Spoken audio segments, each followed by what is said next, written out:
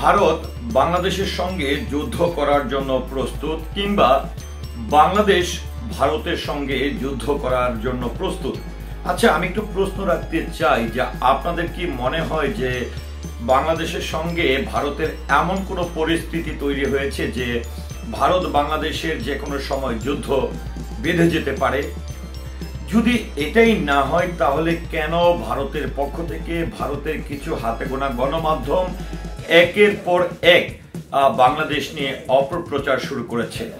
আজকে আমি একটি সংবাদ লক্ষ্য করেছি যে রিপাবলিক বাংলা যে চ্যানেলটি রয়েছে পশ্চিমবঙ্গের, সেখানে যে সিনিয়র এডিটর রয়েছে ময়ূক রঞ্জন ঘোষ, তিনি একটি প্রতিবেদন তিনি তৈরি করেছেন যেখানে বলা হয়েছে আরাকান আর্মি বাংলাদেশকে যে কোনো সময় নাকি আঘাত করতে পারে কিংবা আক্রমণ করতে পারে।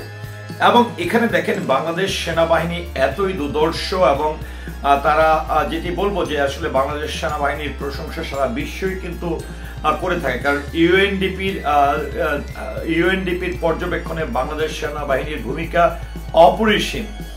তো সেই প্রেক্ষাপটে দেখেন আজকে আমি যেটি দেখলাম রিপাবলিক চ্যানেলে, সেই হকার সাংবাদিক যিনি রয়েছেন ময়ূক রঞ্জন ঘোষ, তিনি একটি প্রতিবেদন তৈরি করে বলছেন যে বাংলাদেশকে নাকি যে কোনো সময় আক্রমণ করতে পারে আরাকান আর্মি। অন্যদিকে এই আরাকান আর্মিকে উল্লেখ করে তিনি একটি কথা বলেছেন যে আরাকান আর্মির সঙ্গে আগের টেস্ট ম্যাচ খেলার জন্য, অর্থাৎ বাংলাদেশের সেনাবাহিনীকে তিনি এতটাই দুর্বল করে দেখেছেন। কিন্তু আমি বলতে চাই যে ইউএনডিপি কিংবা আন্তর্জাতিক যে বিভিন্ন বিষয়ে বাংলাদেশের যে অবদান, বাংলাদেশ সেনাবাহিনীর যে পারদর্শিতা, এটি কিন্তু খুবই প্রশংসনীয়।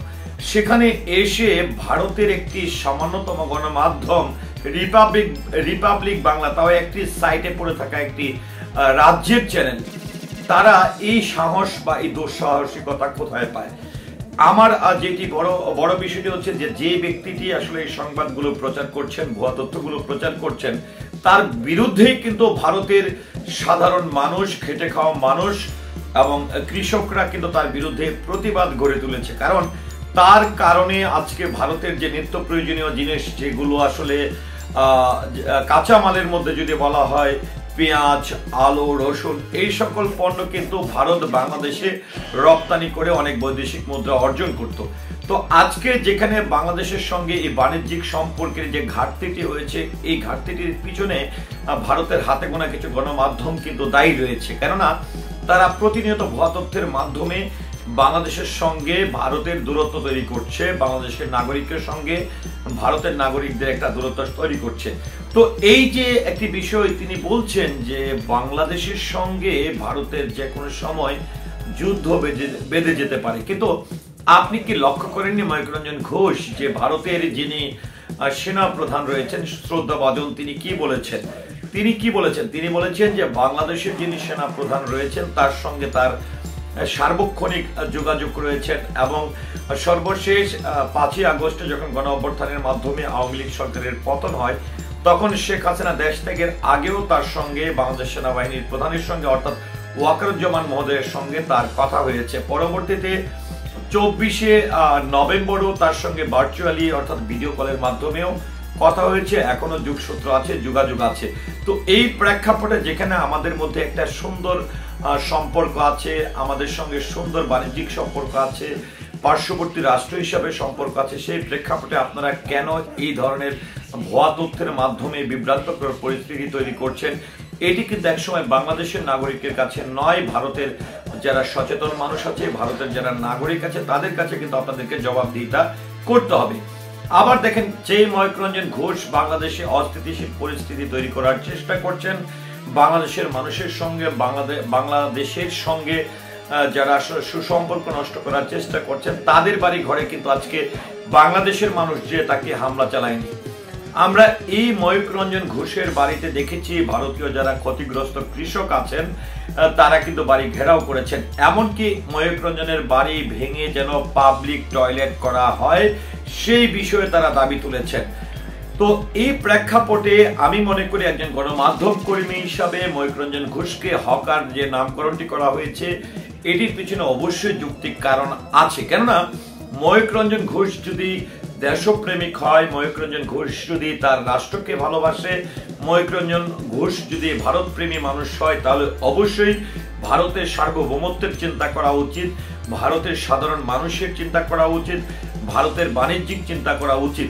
তো সেই প্রেক্ষাপটে এসে ময়ূক রঞ্জন ঘোষের কোনো তথ্য কিংবা কোনো প্রচারণা কোনো কিছুর মধ্যেই স্থিরতা নেই, কোনো কিছুর মধ্যে সত্য বাস্তব কোনো ঘটনা নেই।